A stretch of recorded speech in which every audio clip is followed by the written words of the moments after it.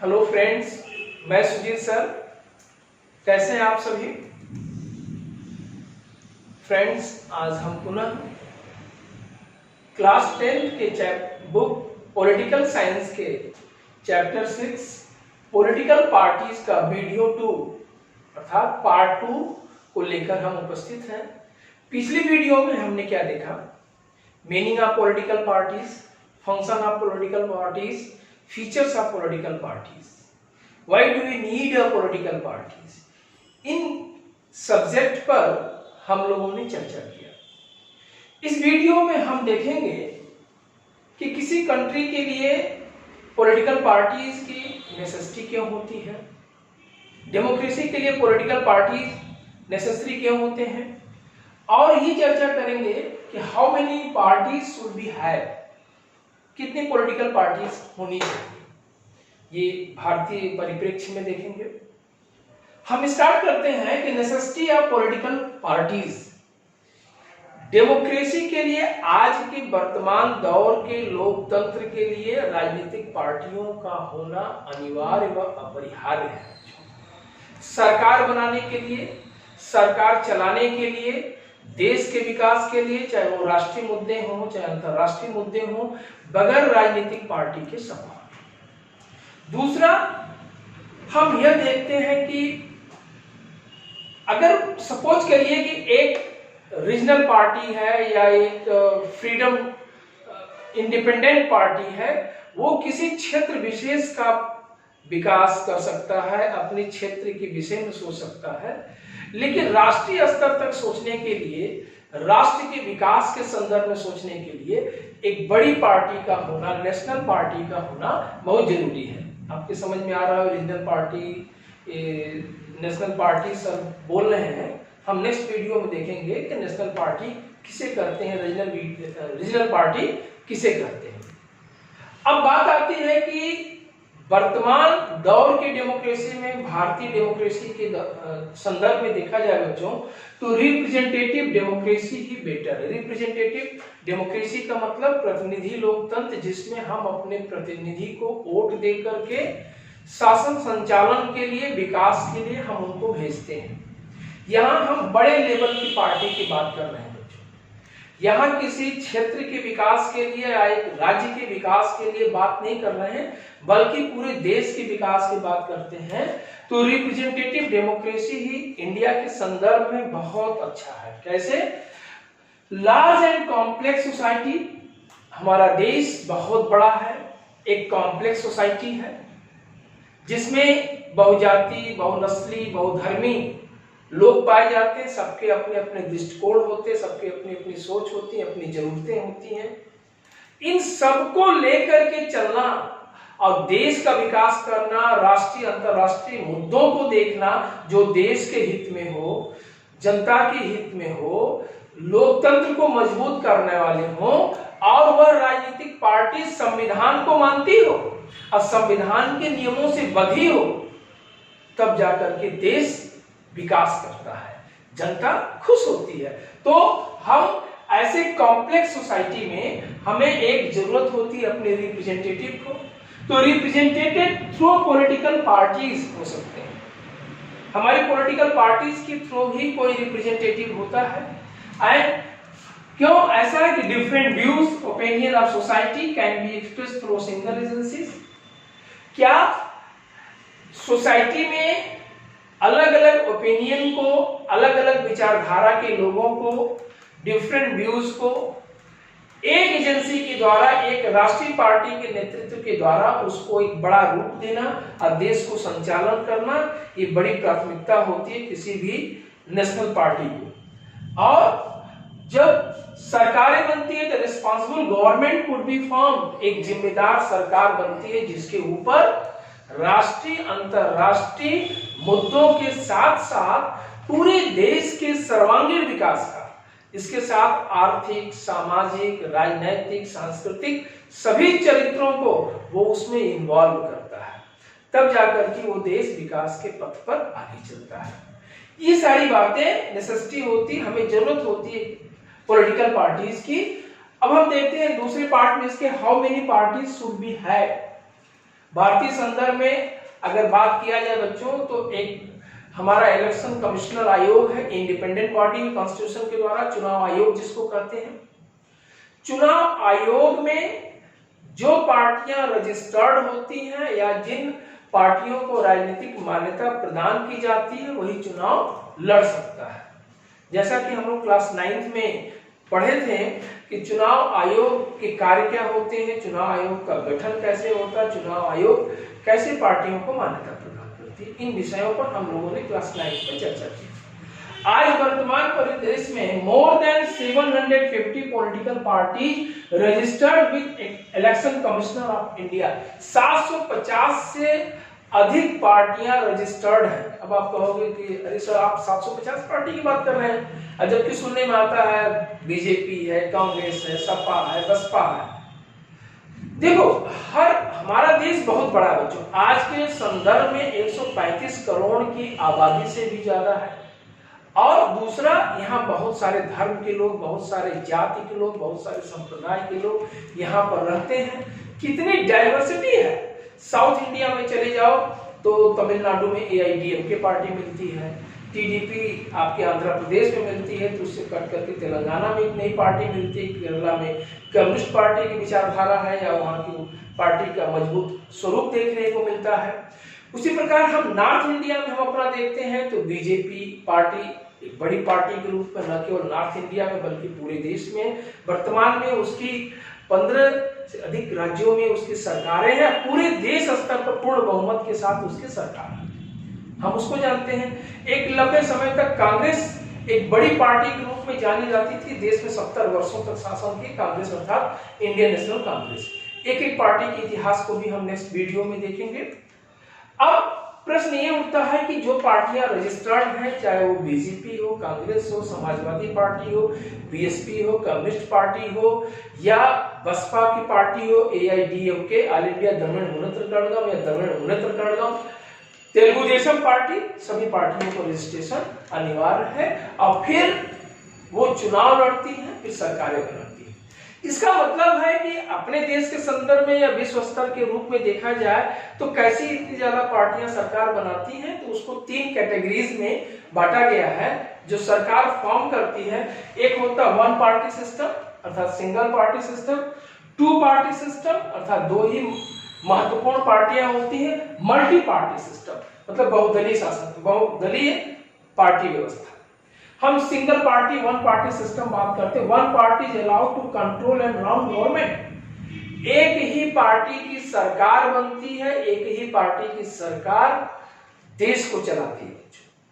और सबसे बड़ी बात यह है, एक पार्टी डिसीजन पॉजिटिव भी ले सकती है, निगेटिव भी ले सकती है, वो किसी के प्रति जवाबदेह नहीं है। प्राय देखने को मिलता है कि देश विकास कर रहा है, बहुत तेजी से आगे की तरफ बढ़ रहा है। ऐसे में एग्जाम्पल देखा जाए सिंगल पार्टी सिस्टम की तो चाइना में कम्युनिस्ट पार्टी है, नॉर्थ कोरिया में है, क्यूबा में है। चाइना की जहां तक बात आती है बच्चों की, प्रश्न ये था कि सिंगल पार्टी सिस्टम कैसी, इतनी बड़ी 140 करोड़ के ऊपर की आबादी का देश, एक ही पार्टी कम्युनिस्ट पार्टी की सरकार चल रही है, जबकि हमने पिछले वीडियो में देखा या क्लास 9 में पढ़ा है कि डेमोक्रेसी का मजाक है। एक पार्टी की सरकार है, देश विकास पे जरूर है, लेकिन वहां पब्लिक का दम घुटता है, सबकी ओपिनियन खुल करके आती नहीं है। दूसरी चीज आजादी, जिसको हम कहते हैं फ्रीडम स्पीच की नहीं है। देश विकास के पथ पे जरूर है। सिंगल पार्टी सिस्टम चाइना के लिए अच्छा हो सकता है, भारतीय लोकतंत्र के लिए नहीं हो सकता है, अमेरिका की लोकतंत्र के लिए नहीं हो सकता है, क्योंकि कोई भी लोकतंत्र वहां की जाति बनावट के आधार पर बनता है।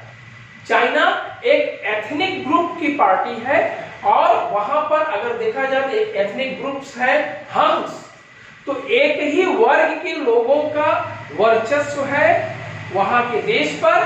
तो बट नेचुरल है कि वहां हंस ग्रुप के लोग हैं, तो एक पार्टी सिस्टम संभव है सरकार बनाना, सरकार को चलाना।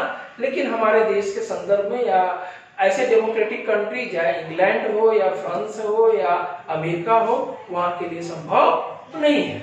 तो सिंगल पार्टी सिस्टम हमने देखा और चाइना इसका बहुत बड़ा एग्जांपल है, नॉर्थ कोरिया भी है, क्यूबा भी है।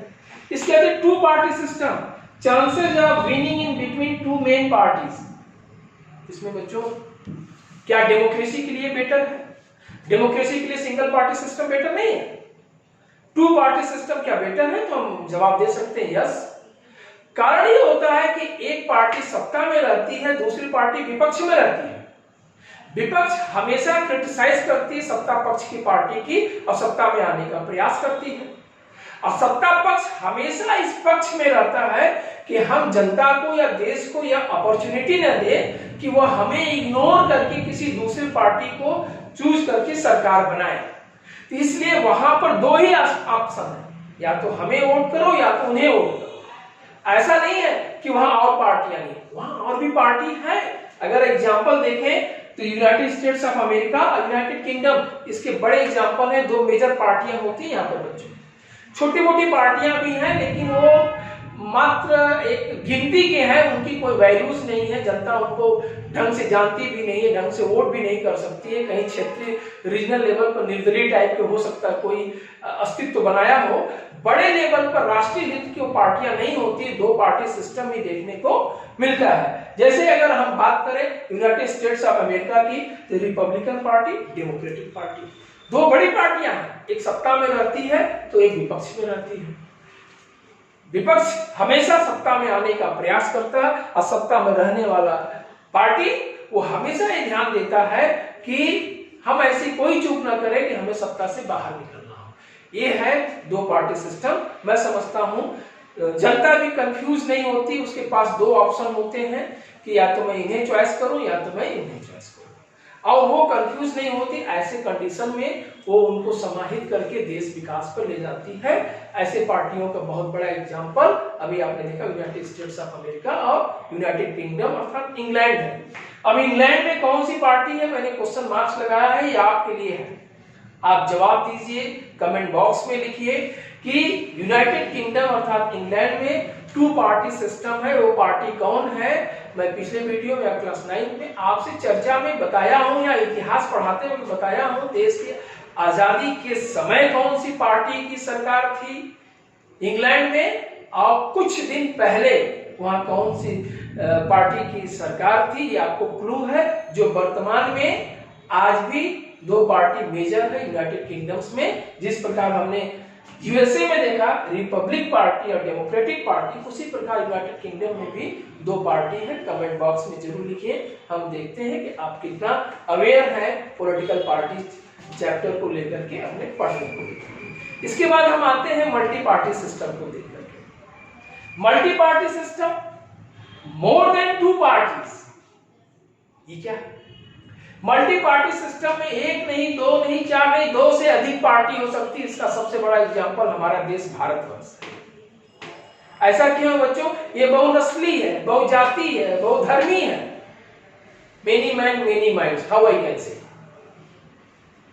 किसी को ये पार्टी अच्छी लग रही है, किसी को ये पार्टी अच्छी लग रही है, किसी को वो पार्टी अच्छी लग रही है। सब अपने विचारधारा से, चाहे जाति के आधार पर, धर्म के आधार पर बंधे हुए हैं। डाइवर्सिटी है भारत में, बहुत सारी डाइवर्सिटी बच्चों देखने को मिलती है। यहाँ पर अशिक्षित व्यक्ति भी पार्टी बना सकता है, चुनाव लड़ सकता है। ये लोकतंत्र की एक तरह से बैकबोन होता है, जहां सभी को सहभागिता करने की, पार्टी बनाने की और चुनाव लड़ने की, सरकार बनाने की आजादी मिलती है।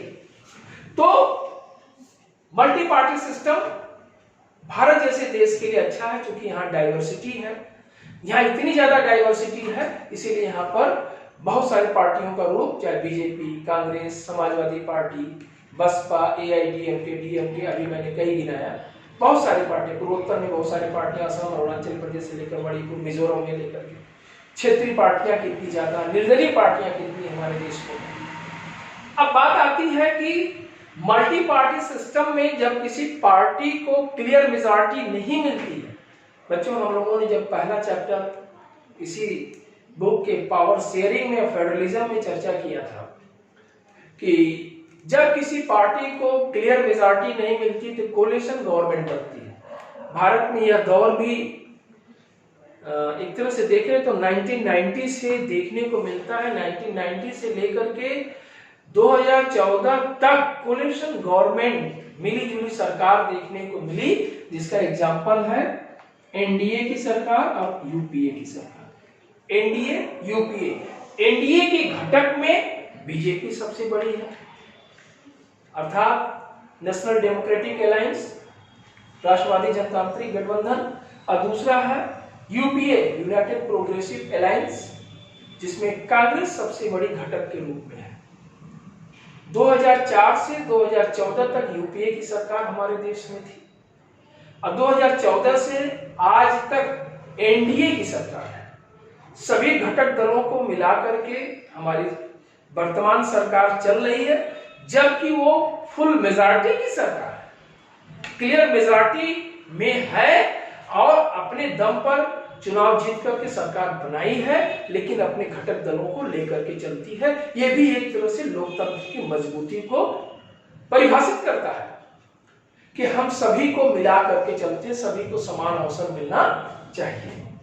तो मतलब NDA, UPA and left front, India में बहुत सारे लेफ्ट फ्रंट कम्युनिस्ट विचारधारा की अगर आप बात करिए तो ममता बनर्जी की पार्टी तृणमूल कांग्रेस या पश्चिम बंगाल वगैरह के लेफ्ट फ्रंट कम्युनिस्ट पार्टी विचारधारा के लोगों को गिनते हैं।